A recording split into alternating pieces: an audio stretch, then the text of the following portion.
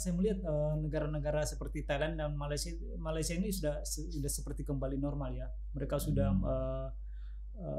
bukan hanya mencapai jumlah kunjungan wisman yang setara sebelum pandemi, tapi sudah melampaui. Jadi kita bukan sedikit lagi, kita sudah jauh tertinggal dari negara-negara tetangga seperti ya. tetangga kita Malaysia dan Thailand. Jadi ini juga dimungkinkan karena adanya peralihan pemerintahan ya dari betul. 2004 kemarin. Jadi sehingga kebijakan itu sering mandek gitu. Perubahan kebijakan itu sering mandek dan sampai sekarang itu belum diakomodir.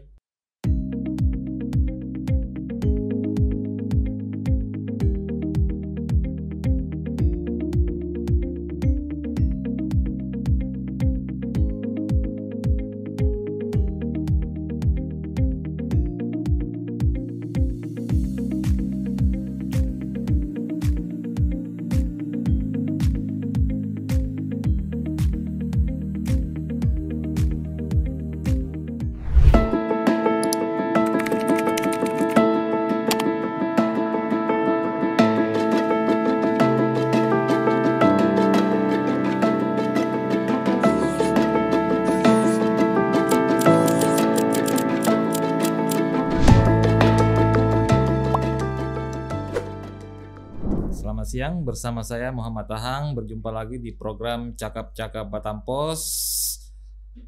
Bersama saya ditemani saudara Ahmadi, wartawan senior Batam Pos. Senior ya. Wartawan senior Batam Pos. Ahmadi juga seorang backpacker. Jadi kali ini kita akan membahas soal pariwisata. Jadi Bang Ahmadi ini bisa sedikit bercerita tentang pariwisata. Ahmadi juga sudah mengunjungi beberapa negara, mungkin bisa sharing di program Cakap-Cakap Batam Pos kali ini ya. Ahmadi, apa kabar? Sehat. Alhamdulillah. Semoga penonton juga sehat semua ya. Iya, amin. Kabarnya baru pulang dari Johor, Malaysia, dalam mengikuti ASEAN Tourism Forum. Kira-kira apa oleh-olehnya dari sana, mungkin bisa cerita sedikit, berbagi dengan penonton Batam Pos. ASEAN Tourism Forum ini forum pariwisata ya untuk negara, khusus negara-negara ASEAN saja, jadi pesertanya dari 10 negara ASEAN.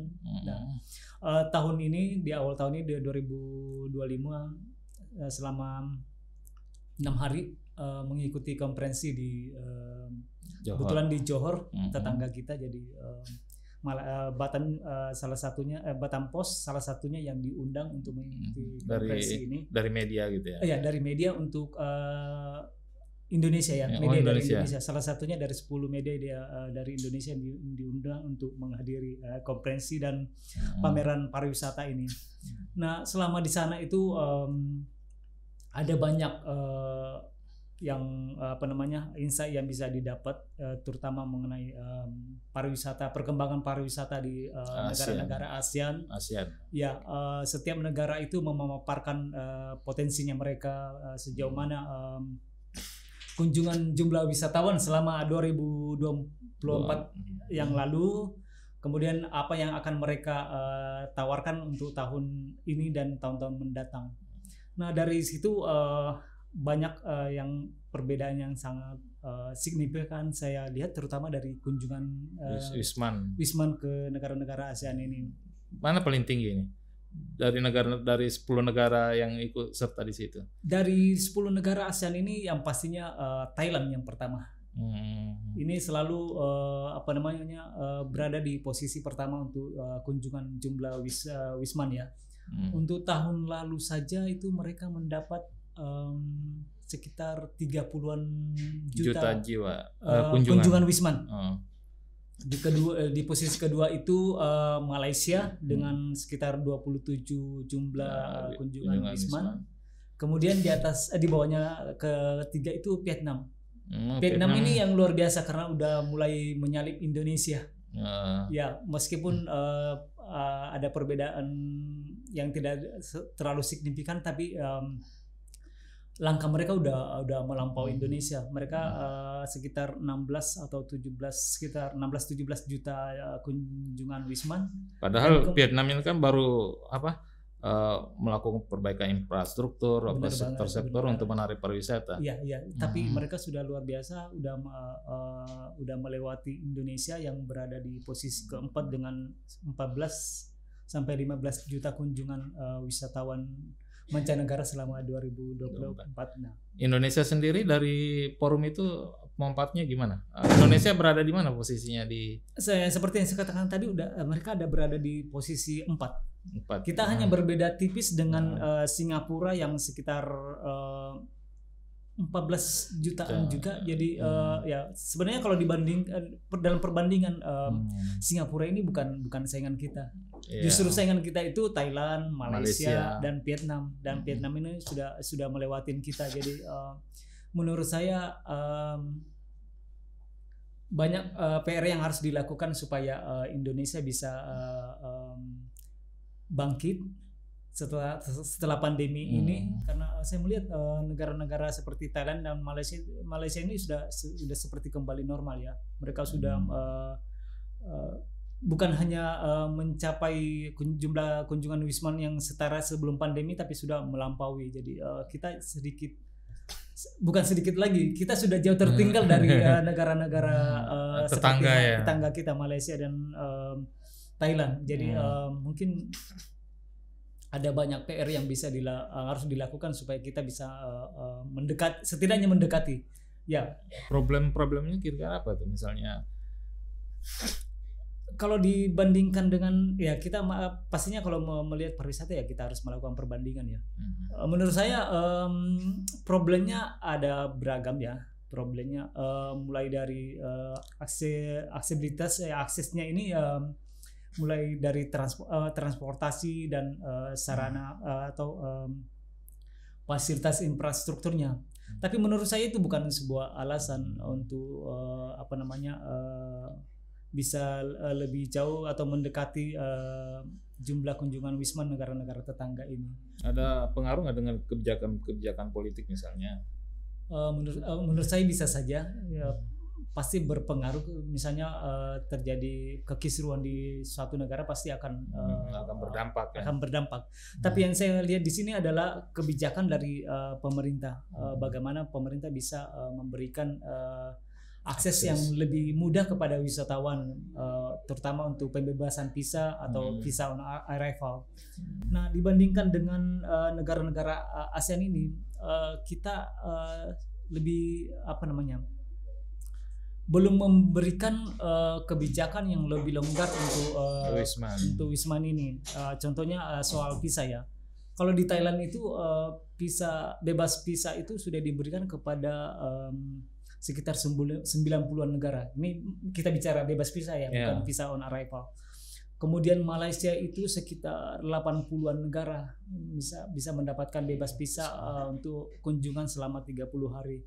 Kemudian Vietnam sekitar 20-an negara, 25 negara itu udah mendapatkan bebas visa. Sementara kita Indonesia hanya belasan negara.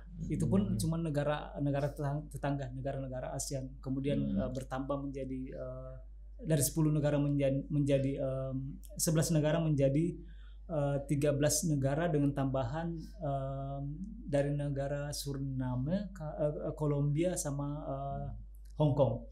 Nah, menurut saya ini belum cukup untuk menarik jumlah kunjungan wisatawan, karena mereka pasti akan akan berpikir untuk datang ke Indonesia. Kalau misalnya harus mengeluarkan biaya visa lagi. Indonesia kan sekarang provinsi Kepri misalnya lah, dari kebijakan pemerintah tuh memberikan potongan 50% ya. Untuk visa ini bisa on arrival ya. Visa on arrival ya. Nah, selain bebas visa ya, sebenarnya hambatan kita juga adalah soal visa on arrival.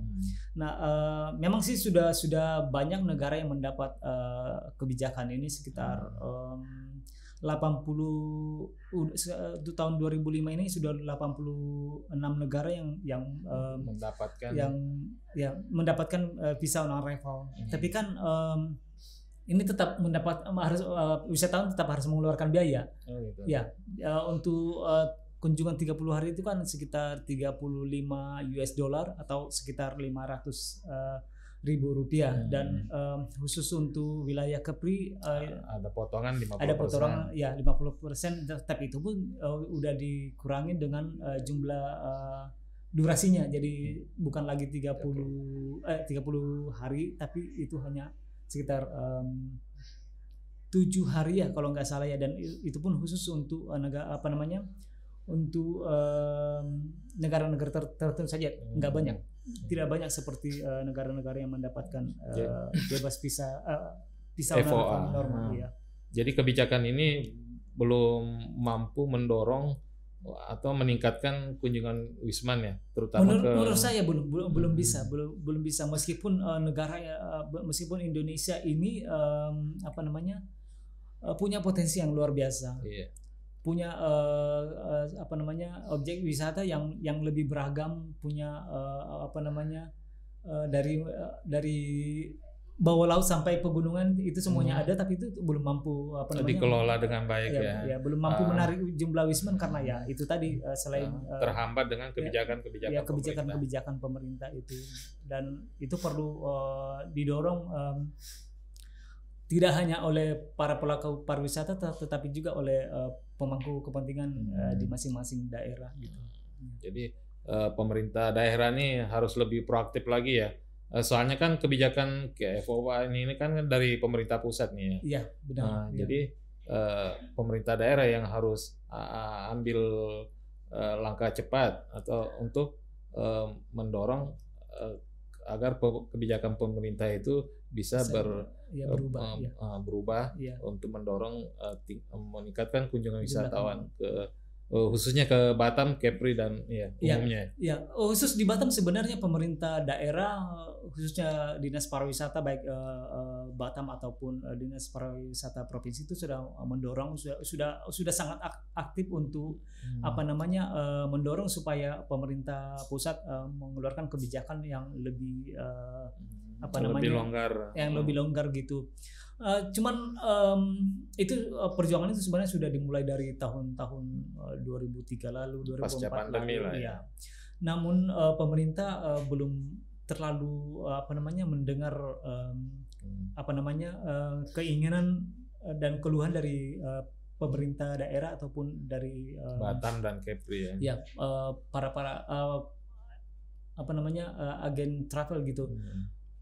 Ini juga dimungkinkan karena adanya peralihan pemerintahan dari 2004 kemarin, jadi sehingga kebijakan itu sering mandek gitu. Perubahan kebijakan itu sering mandek dan sampai sekarang itu belum diakomodir. Ya, hanya yang terakhir itu yang perubahan potongan 50% itu, tapi itu pun belum menurut saya belum berhasil untuk menghasilkan jumlah kunjungan wisman yang signifikan. Tahun 2025 ini kira-kira target kunjungan wisman ke Batam dan Kepri berapa yang telah dianukan oleh Dinas Pariwisata? Untuk Kepri ya, untuk Kepri itu sekitar target kunjungan wisman itu sekitar yang ditargetkan oleh pemerintah pusat ini sekitar 2 juta. Sebenarnya ini nggak terlalu muluk-muluk ya. Dan target kunjungan wisman untuk Indonesia khusus secara keseluruhan itu sekitar 16 juta. Jadi dari Batam bukan dari Batam, dari dari Kepri itu ditargetkan sekitar 2 juta jumlah kunjungan wisman. Kalau Batam sendiri berapa? Batam itu sekitar paling banyak pastinya 1,5 juta kunjungan wisman untuk tahun 2025, dan saya pikir tidak terlalu jauh perbedaan dari tahun-tahun sebelumnya. Tidak terlalu signifikan perbedaannya, dan saya pikir itu bisa diperoleh oleh Batam dengan kebijakan-kebijakan yang longgar dari pemerintah pusat gitu. Kalau dari target Provinsi Kepri sendiri gimana?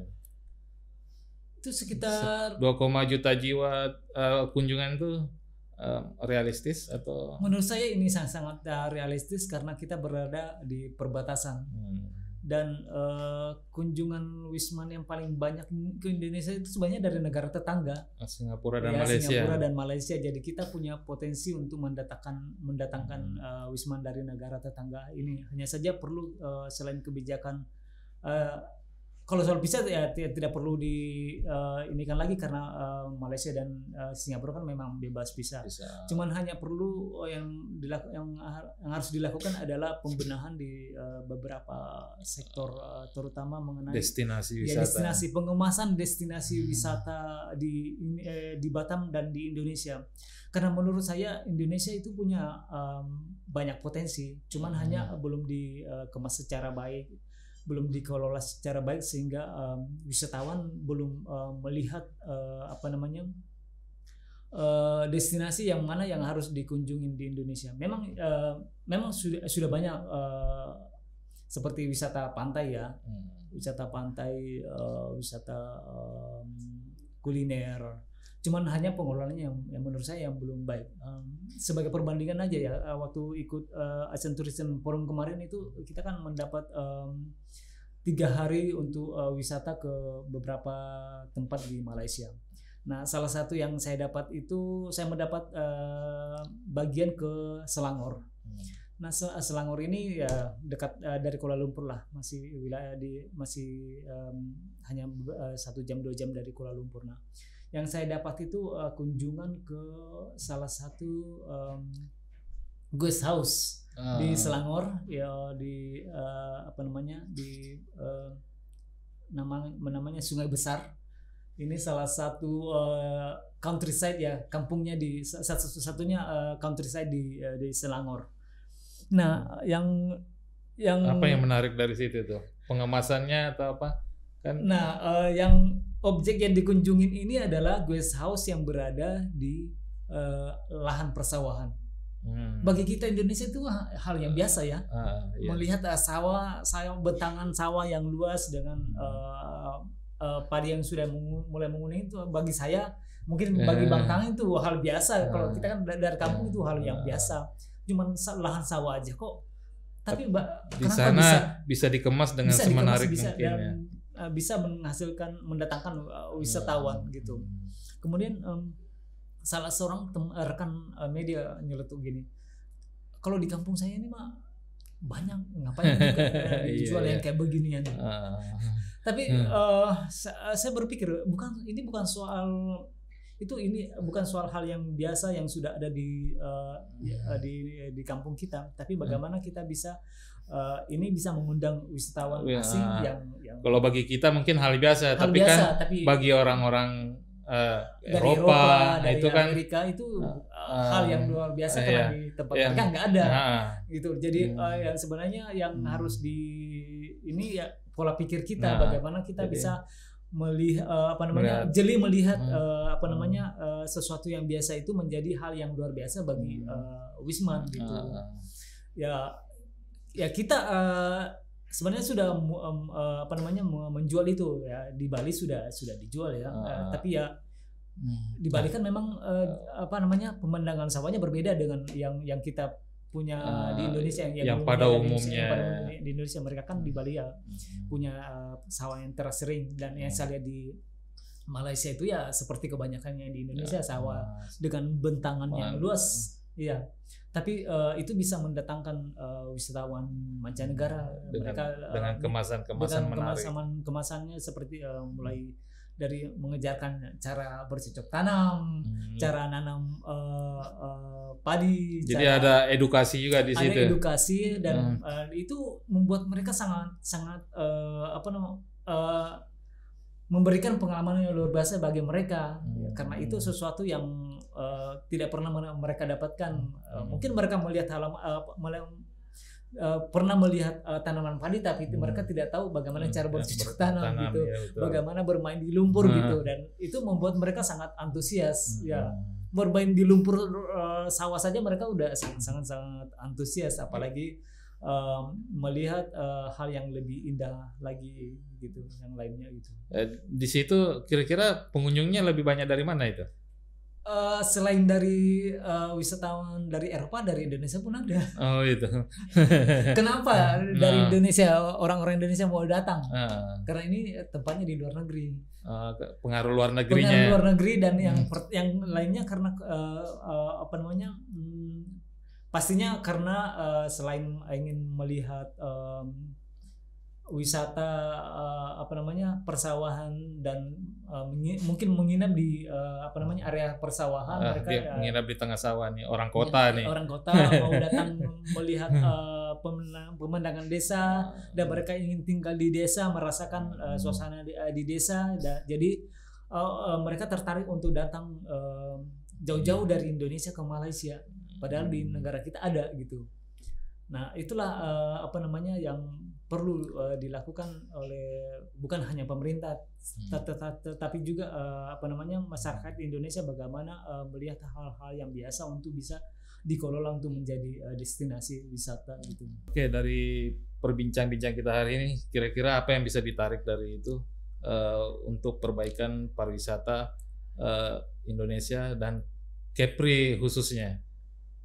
Ya, menurut saya selain kebijakan soal visa tadi, ya pastinya mengenai bagaimana masyarakat di Indonesia, agen travel di Indonesia untuk mulai mengembangkan hal-hal yang sebenarnya biasa yang ada di sekitar kita untuk diangkat menjadi destinasi yang luar biasa bagi wisatawan mancanegara. Banyak potensi di Indonesia yang bisa dikelola untuk dikembangkan menjadi destinasi pariwisata ya. Tidak harus yang mewah, jangan mulu-mulu harus yang mewah dan harus luxury, tapi bagaimana yang harus sederhana, santai, orang bisa refreshing gitu. Bisa menjadi objek wisata yang menarik bagi wisatawan mancanegara. Ya, suasana kampung pun sebenarnya bisa dijual untuk apa namanya untuk wisatawan mancanegara. Seperti pengalaman kemarin ada teman traveler dari Korea, dia datang ke Batam hanya karena ingin melihat kampung. Jadi dia datang ke Nongsa dia karena ingin melihat suasana kampung, dia datang ke Batu Aji, dia ke Punggur, dia bukan tinggal di pusat perkotaan karena dia sudah berasal dari kota besar. Jadi dia hanya mengunjungi area-area perkampungan di Batam. Jadi menurut saya potensi itu jangan hanya dilihat ini sesuatu yang biasa, tetapi bagaimana kita bisa melihat peluang yang ada di sekitar kita untuk bisa menjadi cuan gitu, menghasilkan uang bagi tidak hanya bagi apa namanya pemerintah dan pengelola perhotelan, tapi bagaimana warga pun bisa menghasilkan uang dengan menjual destinasi di sekitar mereka gitu. Demikian penonton Batam Pos, bincang-bincang kita hari ini tentang pariwisata cukup menarik, semoga bermanfaat. Ada nilai positif yang bisa diambil oleh pemangku kepentingan. Saya Muhammad Tahang ditemani Ahmadi Sultan. Terima kasih. Salam Batam Pos.